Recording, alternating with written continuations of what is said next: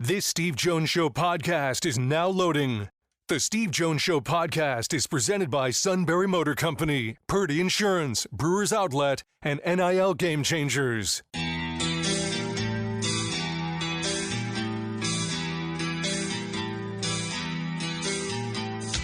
Bringing you an in-depth look at Penn State sports and more. This is the Steve Jones Show on News Radio 1070 WKOK. The Steve Jones Show is presented by Sunbury Motor Company, Purdy Insurance, and Brewers Outlet.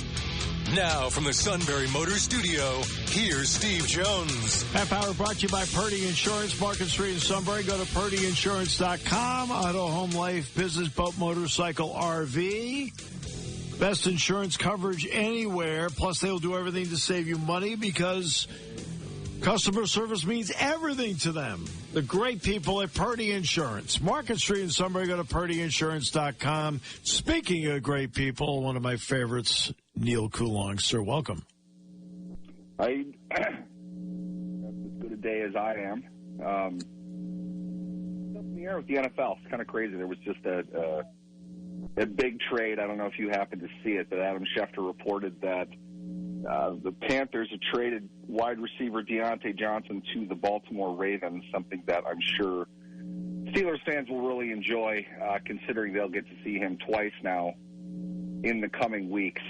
Kind of a crazy move and a crazy season. It kind of seems like there's going to be more activity at the trade deadline here than usual. That's why I didn't trade Anthony Richardson. All right. But in order to, they'd have to inform him, which means they'd have to get him out of bed. Hopefully get him off the treadmill if he's not there.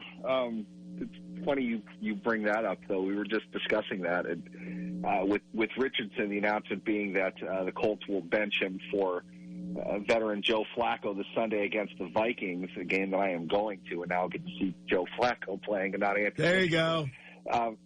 You can't be an NFL quarterback and tap out because you're tired. And you certainly can't go and tell the media that's why you took yourself out. There's a learning opportunity here, I think, for Anthony Richardson, and it's probably the right route.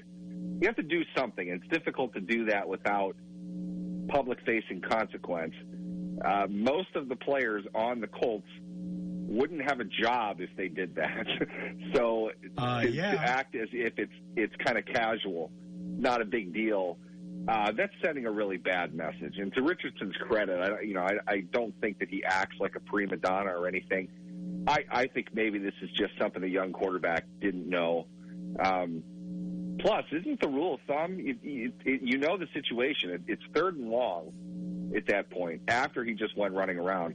Whatever it is that happened, don't you grab a guy who's not going to be in the package you're going to call and tell him to fake an injury? At least buy a couple, 2 minutes or so to kind of catch your breath. That's the veteran move. And those are the kinds of things the younger players need to learn. And sometimes you kind of have to learn it the hard way, which kind of seems like is what's going to happen with Richardson this weekend and beyond, maybe. Just have a signal to the sideline. I need a running play here. Okay? I think they even did. I mean, they did. They ran the ball with Flacco when he came in.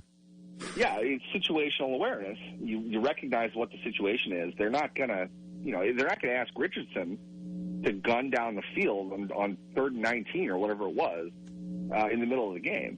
They're probably going to hand it off. But there's a variety of ways to handle the situation. None of which, in my opinion, are above. You're a 23-year-old professional athlete. You can't get that tired, okay? Not at the quarterback position. A running back who just cracked off 2 consecutive 20-yard runs, you're taking him off anyway, whether he wants to come out or not. You need somebody fresh in the game to kind of show that you're still going to do that.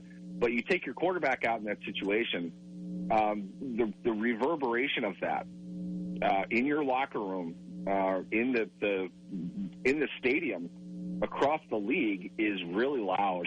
And that's, again, I think that the issue is Richardson probably was not aware of that. And if he wasn't, I don't know what he's doing. But, yeah, you've got to probably discuss a few other things. You cannot that shouldn't be the situation in the first place. I would hope that you're in shape enough that you can handle that. At the very least, you're going to be breathing heavy, but you get 35, 40 seconds.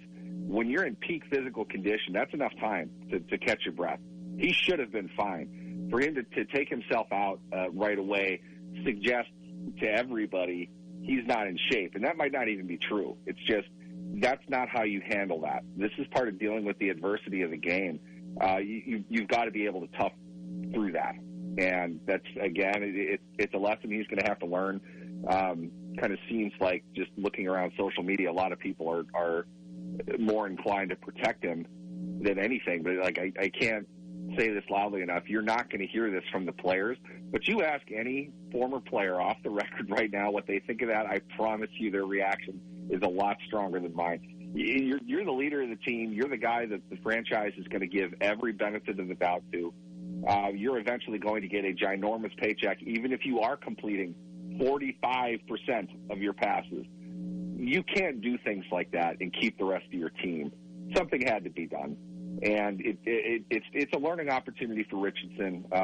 It's kind of a bump in the road over the course of what I think is going to be a very good career, but it's definitely something he needs to kind of get in his head now. No, you can't. You're going to go back to the huddle, and you're going to look at your offensive line, who, by the way, never gets switched out, and you're going to tell them you're tired? Really? Yeah, the linemen tap out. They're not coming back. And that's not even like a Wally Pipp thing. We don't want you if you're not in shape, okay? You need to be prepared and ready to get on the field. You know, I've got my family Thanksgiving football game in a couple weeks now. I'm going to have to get into better shape than what I'm in right now to probably play that, because we don't get to tap out, even though half of us do anyway. That's not a big deal. That's expected. You're a professional. It's the middle of the game. It's the middle of the season. You're a playoff contending team. Your team needs you out there. You simply have to be out there, and your job does not require you at that point to be at your absolute peak 100% ability to sprint 50 yards down the field. The one thing they're not going to do, they know that you're probably tired, whether you're admitting that or not. They just saw you. They know you can't. They're not going to call a quarterback draw. Okay, you're going to hand the ball off. You're going to be fine. You have to know that. But to tell everybody I'm not in shape enough to do this, I need a break, guys. Just hang on. I need a break. While they're out there doing all this, keep in mind, he wasn't the only one that ran on that play. Those receivers go 30 yards down the field, and 20 yards coming back to try to block when they see their quarterback outside of the pocket. They just moved a bunch as well. They've got to come back to the line of scrimmage. They moved a lot more than you did. They do that in every play. And I'm not saying that they're special or anything. It's just they prepare themselves. They are running constantly. They have to be in certain cardiovascular shape to play. If you're not that at your age, it's inexcusable. You're going to lose a lot of the locker room, and perhaps fairly so, because this is the one thing you absolutely can control. And there's lots of different ways that you can just kind of say, look, tap the hat, pull the chest, whatever. They'll call a running play. Stay on the field. They're not going to run you again. But to make a big scene of it like that, and then to not even try to cover it up after the game and tell everybody, now my coaching staff is okay with me taking plays off, it doesn't work for anybody. That's just a bad look for the entire organization. I'm sure that's behind truly why they're doing what they're doing. I'm going to get the Steelers in a moment. I got one more about this, though. Is part of that, when you're watching a game and you get to the fourth quarter, I realize rotating to keep guys fresh. I got to keep Cam Hayward fresh, got to keep TJ Watt fresh. But the idea is in the fourth quarter, okay, now, here we go. But guys like Watt, Bosa, Hayward, okay, Aaron Donald, who formerly played in the league, they're still rotated out at times in the fourth quarter. Does that make everybody in the field think that they too can tap out? I mean, seriously, that they too can tap out? Because you're letting Bosa do it. Why not me? It's funny because I was thinking of you last night when the Steelers clinched the win over the Giants with an interception on a play that something called Jeremiah Moon was rushing off the quarterback's right side. not T.J. Watt. There is a strategic advantage in a pass rushing situation, especially when the previous drive they're facing the same thing. This is going to be all passing down the field. Your thoroughbreds, the guys that need to make those plays, it's not so much that I'm sure T.J. Watt wants to be on the field. Anybody that wants to make the money of the top edge rusher in the NFL wants to be on the field on third and throw at the end of the game. It's more a matter of making sure that they are fresh enough to be able to get after the quarterback and recognizing strategically odds are good you're going to be playing in this type of game a few more times. Right. Wearing him down over the course of the year might not help you late in the season. And that's all projective. It's not to suggest this is absolutely going to happen, but is it wiser to give him a play or two if they're backed up? If the opponent is on their side of the field, there's still time on the clock. They're probably going to need to complete more than one pass in order to beat you. So earlier in the drive, is it better to just make sure he's checked, he's ready, got some fluid in him because, they're going to start going hurry up after a bit. He's going to have to be ready for that. I think that makes a little bit of sense. I don't know exactly what the rules of rotation are on for any of the players that you mentioned, but we have seen T.J. Watt sub out a few of those plays. That said, there's never a bad time for an interception. There's never a bad time for a sack. There is something to be said about these are the money downs, And T.J. Watt, if anybody, and I've seen a few of them, Antonio Brown comes to mind, but T.J. Watt is one of the most extraordinarily conditioned athletes on the planet. No doubt. I agree. He has played an enormous amount of football in his career, and he still looks fresh. He's still, as you saw last night, he's still playing at that high-end all-pro level. He is able to handle that. They're going to watch out for him, understandably so. He's human after all. And in some cases, you got to protect him from himself.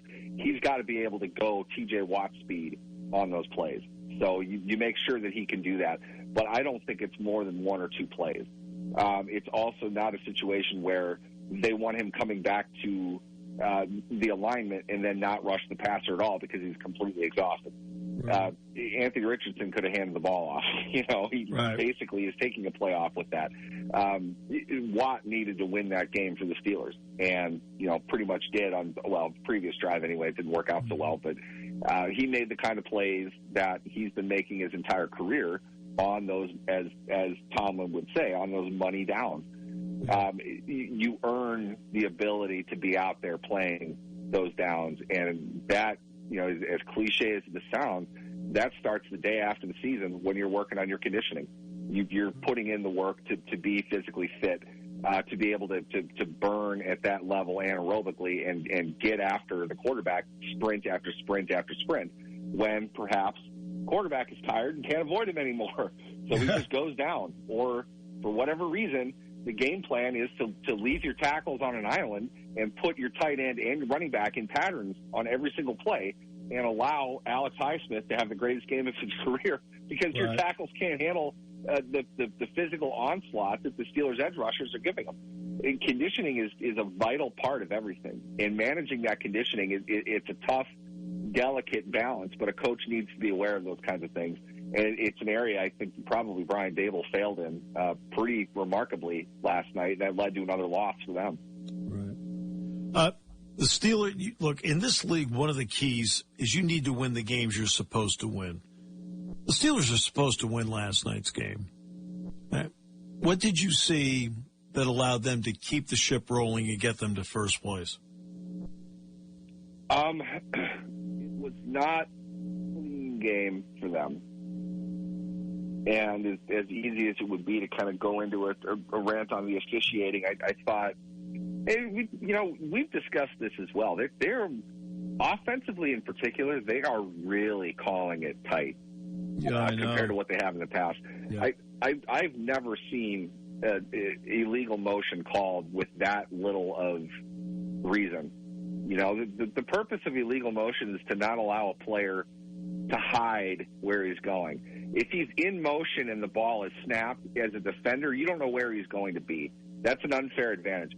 If you get to that point and you're basically stopped I know the rule says you got to pause for 1 second, but it's not as if they've got a stopwatch out. You know, he was more or less stopped. That fits the spirit of the rule. And the fact that they would flag that in that situation to call that back, that one, of course, was on the Giants. To me, that's intentional. That you're really trying to get offenses to kind of get reeled in on things. And it's silly. It just kind of slows the game down. That said, the Steelers, with Russell Wilson, I feel like they've converted more opportunities to set themselves up positively. You get kind of fluky situations like George Pickens somehow managing to get the same foot down twice, which I don't know about you. I don't know I've ever seen that before. Neither have I. That was really kind of strange. Never have. But that was weird. The first thing I said, though, was it is not 2 feet. The rule is both feet. It's in the rule book. They do not say 2 feet. Both feet have to come down. That's the correct call on that. And unfortunately, credit the defender. They did what they're supposed to do. Pickens is – go ask James Franklin. I am certain the Penn State football team, their receiving group, works on getting their toes down. That's the way they're taught. If you're up in the air and you catch the ball, you're pointing your toes straight down. They're meant to come down together. You're not supposed to do one and then the other. Pickens kind of lost control of his body a little bit. I'm not trying to rip on him for it, but that's a touchdown that didn't come off the board. It came off the board. There was another one that came off the board. They put themselves into position to make those plays, but they failed a little bit more than you would like to finish. That said, they scored 26 points. They were able to kind of make the plays they needed to, especially in the second half. Defensively, they picked it up at the end. I just think overall what you're seeing is the collection of just another play, maybe two, per drive going their way that wasn't before and hasn't been for the last 4 years. I really think that's the difference. The general sense is that the Steelers have this 2015 or 2013 Broncos offense. They're marching up and down the field now. Like, they are pretty much maybe a shade above average now. But that's how bad they've been. It looks so holistically different now, simply because they're doing a little bit more. And I think Wilson, you're seeing the leadership on the field, off the field. He's getting more guys involved. I don't know if you were aware, Van Jefferson is still on the team. He had 4 catches last night. Sure did. I think that's 2 more than he had up to this point in the season. Yep. So Darnell Washington had a career game. More guys are getting involved. They're getting more out of their offensive line because their quarterback is not sitting in the pocket all day waiting for the obvious thing to open up. Wilson is reading and reacting correctly to the situation. Not playing perfectly, not throwing every ball right there, but I like the way Tomlin said this after the game, too. There's a bit less rust on him today than there was last week. Yeah, that's accurate. I think that's fair. Wasn't a perfect game for him. Poor execution early on. They didn't start off particularly well. The first drive was great, but they stalled out a bit and weren't making those kinds of plays. But they're picking up a 15-yard gain instead of a 5-yard gain, which kind of seemed to be the way they used to do things.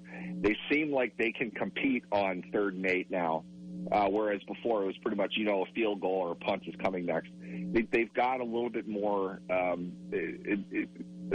drive than they did. There's more confidence going on with the team, and that's reverberating down to the defensive side of the ball, which I don't think that was a great game for them last night. They got gashed on the ground, made plays at the end, which is great. They're really designed to do that, but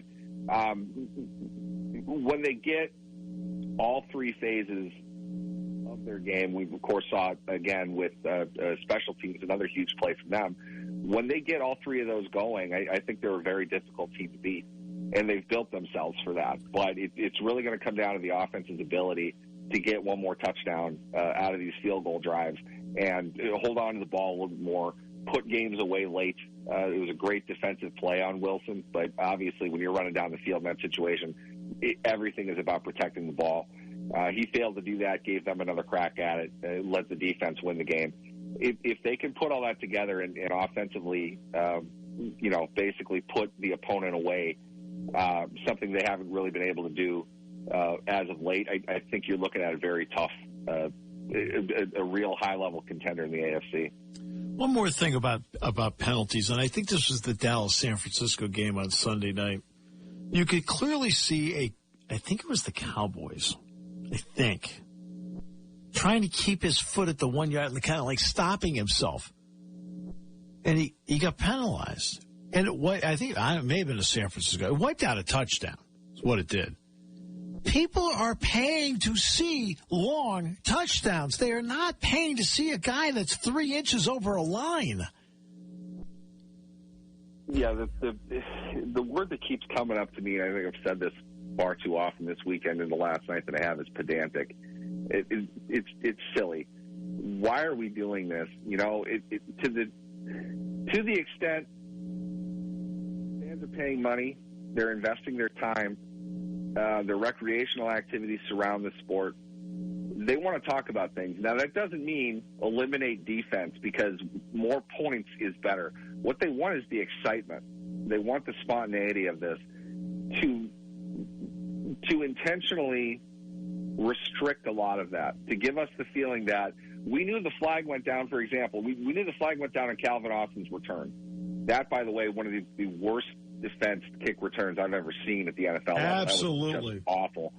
We knew the flag went down. Typically, it's going to be procedure, considering how quickly it seemed to have gone down. But he breaks to the outside. I thought he's gone. What's the penalty? So it's not even a situation where you feel like a celebration is warranted. We need to wait and see what the flag is going to be. Now, I know that that's typical, and, you know, a flag is a flag. You hope that there's a justified reason for it. In this case, there was. But when you're applying that to more situations now, you're taking more scoring plays off the board for things that just simply are not a part of what just happened. You know, for example, you talk to Steelers fans, one thing that they'll talk about is the amount of holding calls that are not called against T.J. Watt. Okay, you know, T.J. Watt's the hero, I get it. Most of the time it's not holding. T.J. Watt rips and dips a lot. Right. A defender can basically headlock him if he goes under his arm. That's the rule. It literally is in the rule book. They're allowed to do that. That's not holding. And on his shoulder backwards is not holding. Lots of things are not holding. But one of the biggest things is if he is not pretty clearly going to make a play on the ball, they're not going to call holding either. That's what they're supposed to do. It's because they don't want the game to slow down. Holding doesn't exist unless there's a threat to the ball carrier. Really what that means is, by definition, they don't consider these things to be illegal unless they reach a certain level, of course. They don't consider them to be against the rules if it's not going to impact the play itself. So my question would be, you're giving out speeding tickets for going 56 and a 55 on illegal shifts, on formations, things like that we as watchers have gotten used to seeing. And ask any defensive player what Malik Neighbors did last night. There's no competitive advantage to that. If anything, he wasn't ready. He's not going to be as effective on that play. But the whole point in illegal motion is to make sure that he can't start the play moving if he was set beforehand. That's something a defensive player has to check and watch. That's giving them a competitive advantage. He's clearly going to this spot. He's clearly at this spot. The defense has ample opportunity to identify him as ineligible and know what's going on. You don't need to take a touchdown off the board for that. That's just not necessary. And they know that. They've never called that. Troy Aikman was saying that last night.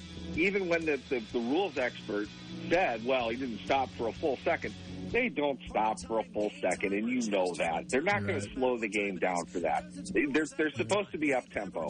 They're pushing the envelope, and I understand that the letter of the rule might suggest otherwise. But Aikman's point really was, yes, but they don't call this. It's obvious what's going on. We know what's going on. You don't need to call a penalty on that. It wrecks the game. And to your point, things like that, a matter of inches, need to be officiated that closely. Should we be taking points off the board for things that do not directly contribute to the result of the play? I don't think that they should, and their history knows that too. You're the best. Appreciate you.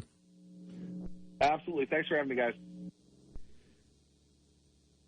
Party time, game time, or just fun time. Doesn't matter what time it is because it's Brewers Outlet time. The beverage supermarket has the area's largest beer selection. Imports, microbrews, ciders, and domestics. Pick from over 100 ice-cold 12-packs and dozens of 24-ounce singles. Soda, snacks, hot sauces, fresh roasted peanuts. Make it one-stop party shopping, and don't forget the pickle bar. So whatever you're celebrating or just doing it up, Brewers Outlet, Reagan Street, Sunbury wants to see you. And thank you for your years of patronage. Hi, this is Season. For over 100 years, the Purdy Insurance Agency has been protecting families and businesses of the greater Susquehanna Valley and beyond. With the experience of our trained and knowledgeable staff, you can rest assured that your needs will be evaluated and met by some of the industry's best representatives. No matter what your insurance needs are, call Purdy Insurance today at 570-286-5855. Visit our website at purdyinsurance.com or check us out on Facebook to see what we can do for you.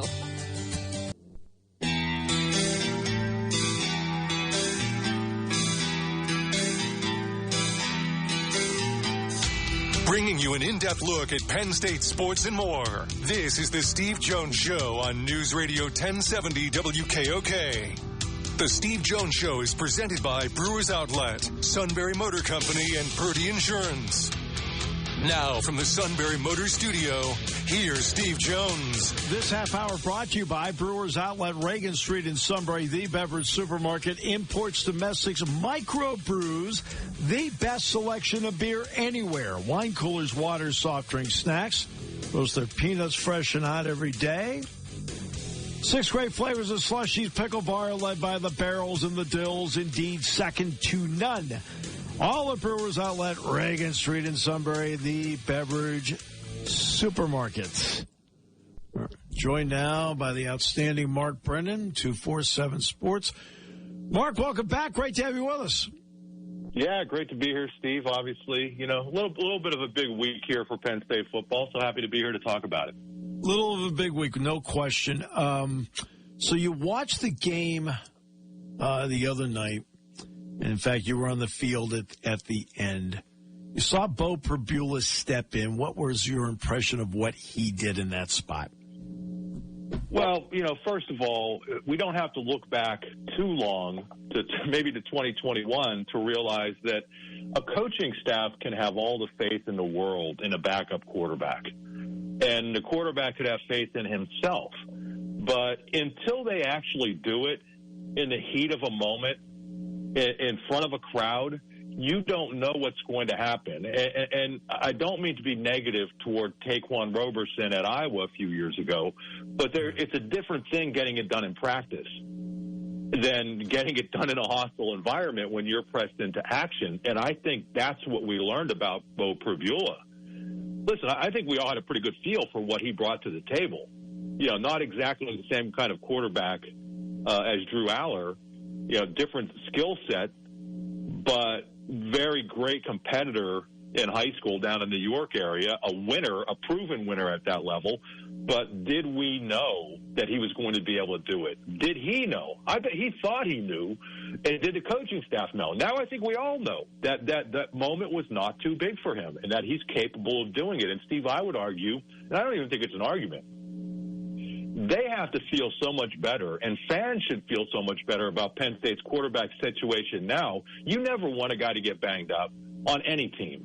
But the way that happened with Pribula being able to play an entire half, I just thought that was gigantic for that position and for this team. And one other thing, I know I'm going on, but I love the way that Andy Kotelnicki adjusted his game plan. He didn't throw it out the window. He geared it toward the strengths of Bo Pribula and was able to use all the weapons around Bo to make that transition into being the first teamer that much smoother. So just very super impressed. And then the way the kid handled himself after the game, I know you're not surprised. I'm not surprised because I talked to him before. But, the way he's handled himself as a backup quarterback in this day and age of NIL when people don't want to wait their turn, wow. I mean, he handled himself terrifically. Yeah, because that's the way he is. That's his nature. And I was on a show in Columbus today, and they asked me about this. And I said, look, Andy Kotelnicki is not one of those square peg, round hole guys. I mean, he looks at somebody and says, okay, what can he do? And he can't do. And that's what he does with his guys. So he's not a one-size-fits-all guy.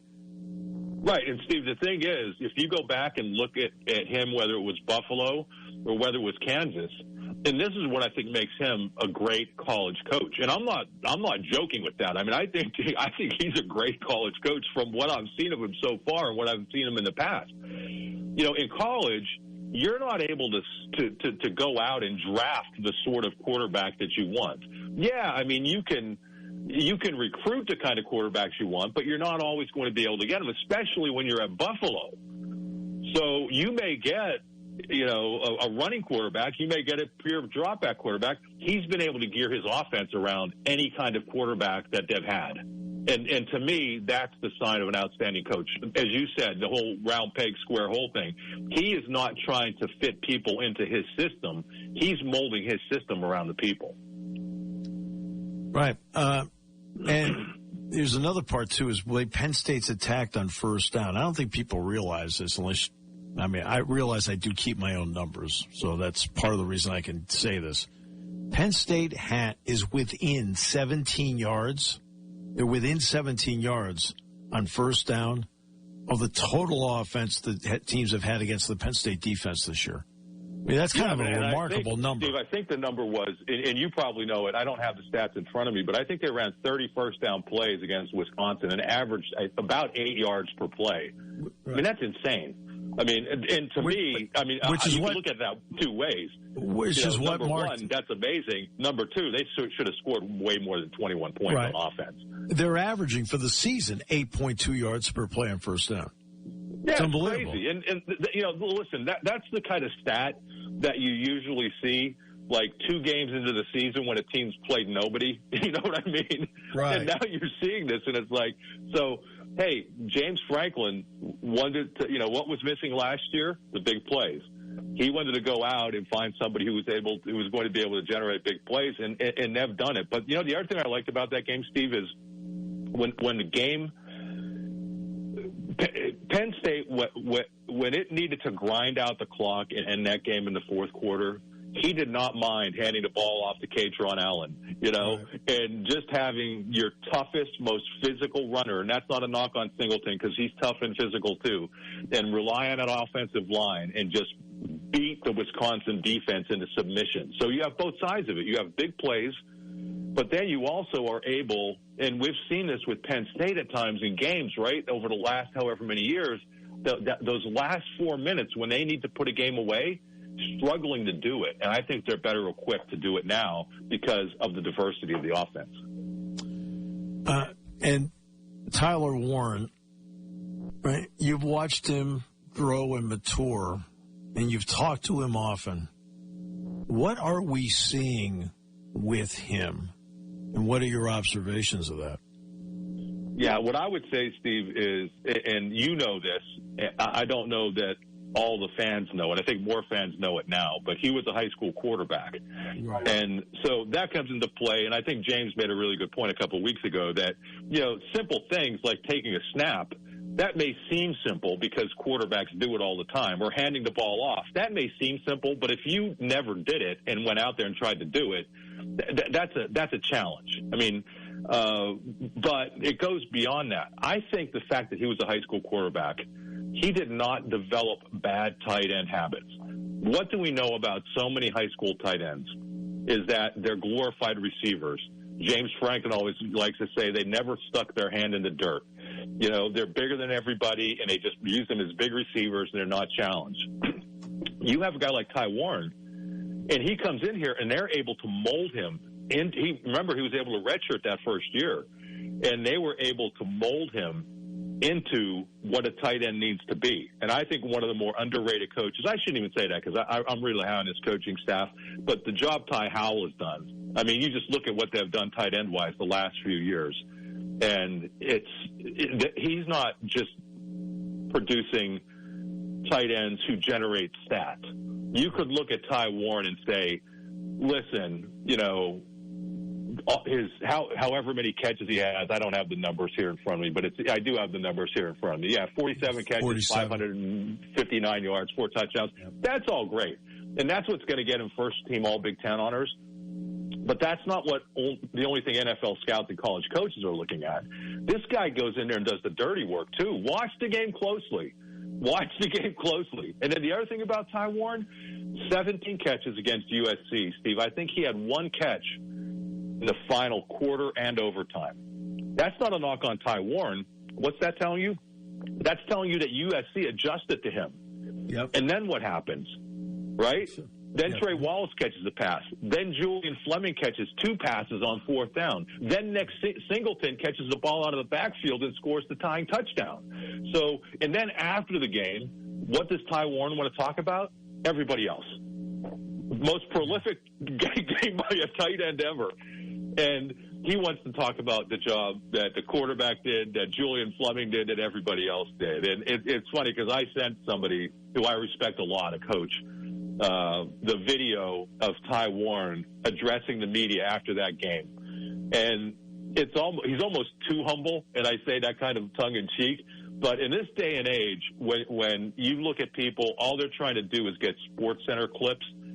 This guy all he did was give all the credit to everybody else. And it's genuine. It's completely genuine. So, again, I know I'm going off, but you asked about him as a player, and he's a special player to me. Penn State's had some great tight ends, but I think he's right up there. What has stuck out to you about the Penn State defense, and why have they been, for the most part, really effective? I think, and can I take that a step further? To me, I thought last year one of the great things about the Penn State defense, besides being technically sound and athletic and fast, was the aggression and the attitude and the swagger that it played with. And I think that Tom Allen has been able to continue that. So you have great athletes, you have great players, but you need that attitude. And I think the guy who personifies that to me is Jalen Reed. I mean, again, we watch a lot of Penn State football. I'm sure you watch more than I do, watching tape and at practice and whatnot. But when he was creeping up to the line when he eventually got the interception, I knew what was going to happen because they were accounting for him blitzing because he's such a good blitzer. And he's so smart, and Tom Allen's smart enough that they faked the blitz and he dropped back and intercepted the pass. And it's like we're sitting there in the press box and you could see it unfolding. But it's just that kind of, to me, that personifies everything. That here's a guy who will play wherever the team wants him. You know, they wanted to play him more at the line position, but you get KJ Winston injured. Okay, I'm going back and playing safety. And then Day-Day Lane comes along and starts playing better. Okay, they're going to move him back up and play some more line. He'll blitz.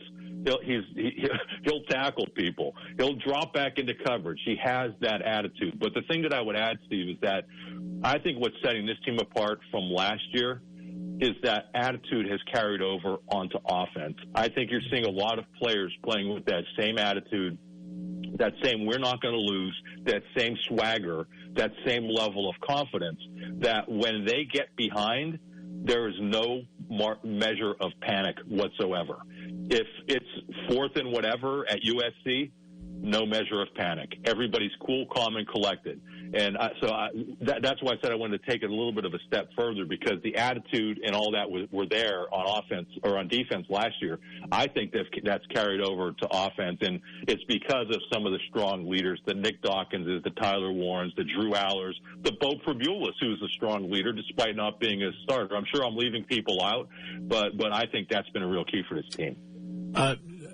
We've talked about Andy Colton-Nicky. I want to talk about Tom Allen for a moment.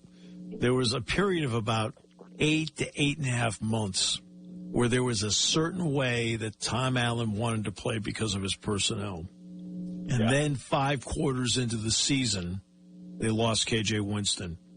They had to then adapt personnel-wise and stylistically, in some cases, how they needed to play. What does that say about Allen, the defensive coaches, and the players, the way they've adapted?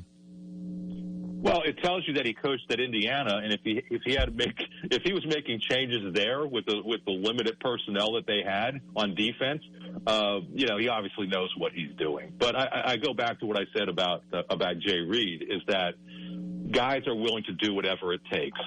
So if that's Abdul Carter rushing off the edge, great. If that's Abdul Carter dropping in a zone blitz, great. If that's Abdul Carter lining up over the nose tackle, standing up, great. If that's them going into the old prowler package with Denai Dennis Sutton lined up as a tackle, great. If that's, whatever, Cam Miller moving up into the line, great. There's no ego, there's no attitude. If that's Dom DeLuca starting, great. If Dom DeLuca's not starting, doesn't care. I'm going to go out there when my number is called. I'm going to do what I need to do, and that to me, that is a reflection. You've got to know Tom Allen, and what stands out to you about him. Obviously, a super intelligent guy, but a super humble guy, right? Yeah. And I think when you see that in a coach, and that he's willing to do whatever it takes. And listen, how about Tom Allen? That may not have been the easiest thing for him to decide to go from being on the sideline to up in the box. A coach with a lot of attitude or a lot of ego may not have been willing to do that in the middle of a season, but he did. Hey, what's best for the team? I'm going to go do it. And the other thing I like, Steve, about Tom, and I see it when I'm at practice, I'm sure you see it even more, the responsibility that he's given Dan Connor. I mean, number one, Dan Connor is now talking to Kobe King in the headset or whoever the Mike linebacker is. Imagine having that guy. We covered Dan Connor, and was there a more cerebral linebacker that they've had? And they've had some cerebral linebackers, but he's right up there in being super smart. But then you see him out on the practice field, and Tom lets Dan take them through so many of those drills.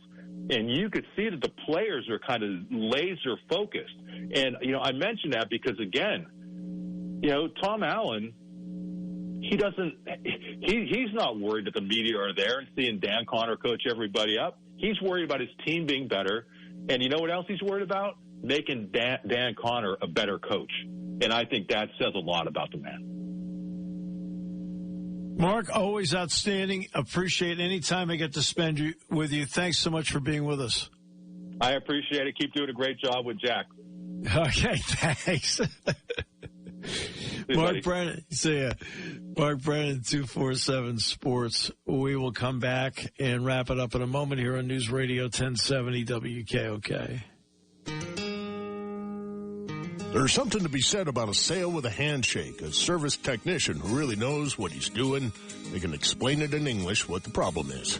There's nothing better than having that friend you could trust in the area. That's Sunbury Motors, where you get selection, knowledgeable salespeople, and prices that fit your budget, and more important, that friend you can trust. Welcome to Sunbury Motors, Kia, Ford, and Hyundai. You could shop other dealers and compare prices, but at Sunbury Motors, you get their lowest price promise. They research the current used vehicle market and guarantee their used car prices are the lowest. If you find a lower price, Sunbury Motors will beat it. 3 dealers all in one. See their full new and pre-owned inventory at sunburymotors.com. Pick out a vehicle you like and schedule your test drive online. Follow them on Facebook. Sunbury Motors Ford and Hyundai, North 4th Street, Sunbury, and Sunbury Motors Kia, routes 11 and 15 in Hummel's Wharf.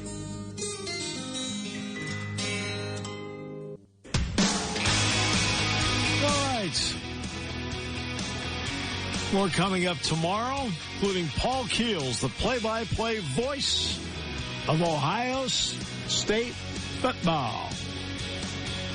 He'll join us at 1:35 tomorrow. Brad Nessler joins us out of the gate on Thursday at 1:05. High school roundtable. Did everybody decide to go to the playoffs? Schick did not make the playoffs. Selinsgrove is at Jersey Shore, and Lewisburg has a bye. Oh, good. All right. At least somebody had discretion. All right. No, seriously, to me, you got to be 500. You're not 500, you do not belong. Well, Schick would have made it. They just didn't make it. They didn't decide not to. Right, I know that. I understand that. They were told, no,